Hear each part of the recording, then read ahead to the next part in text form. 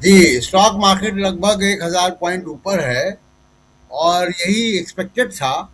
और मुझे लगता है कि वो अपर सीलिंग जैसे ही वो अपर लिमिट आएगी और उसके बाद कुछ हम तब्दीली देखेंगे बंगाल में।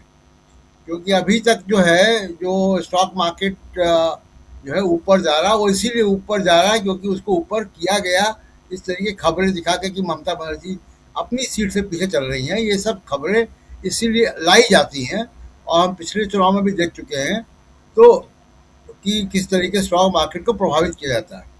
जिनको पैसा कमाना होगा वो पैसा कमा के निकलने वाले होंगे, एक बात। दूसरी बात कि तमिलनाडु की पॉलिटिक्स में हम बड़ा अपसेट देखने जा रहे हैं। और इम्पोर्टेंट बात यह है राजीव जी कि जो टीवी के है वो ज्यादा अग्रेसिव द्रविड़ पॉलिटिक्स वाली पार्टी उभर के आई है, ज्यादा अग्रेसिव है वो। और मेरे ख्याल से डीएमके की स्ट्रेटजी में वो टीवी के शायद उतना प्राथमिकता में नहीं थी जितना कि एआईएडीएमके थी या चुनाव आयोग था। और इसका फायदा जो है वो एक डार्क हॉर्स के तौर पे उनको मिल रहा है टीवी के को। और टीवी के एक बड़ी फोर्स बन के उभर रही है और क्या पता मुख्यमंत्री बन जाए। अभी तक तो ऐसे दिख रहा है।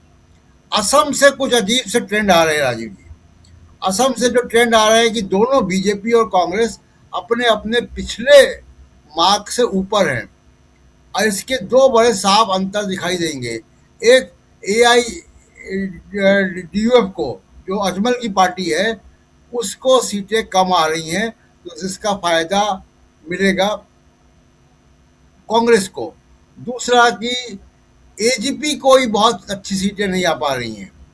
एजीपी पिछली बार से कम में परफॉर्म कर रही है। और पिछली बार आपको याद होगा राजीव जी कि बीजेपी अपने दम पे बहुमत नहीं लाई थी।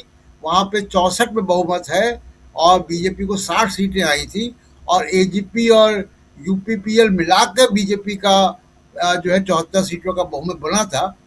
तो इस बार लग रहा है कि क्या बीजेपी, जो अभी तक के रुझान है कि क्या बीजेपी को अपने से बहुमत मिल पा रहा है और उसको सहयोगी पार्टियों की जरूरत नहीं है। और सहयोगी पार्टी अगर कम जा रही है तो क्या उसका कांग्रेस को भी कुछ फायदा मिलेगा। अभी बहुत शुरुआती है। मुझे लग रहा है कि असम में थोड़ा और हम कांटे की टक्कर देखेंगे बीजेपी, एनडीए और कांग्रेस के गठबंधन में। बंगाल में लग रहा है कि इलेक्शन कमीशन ऐसा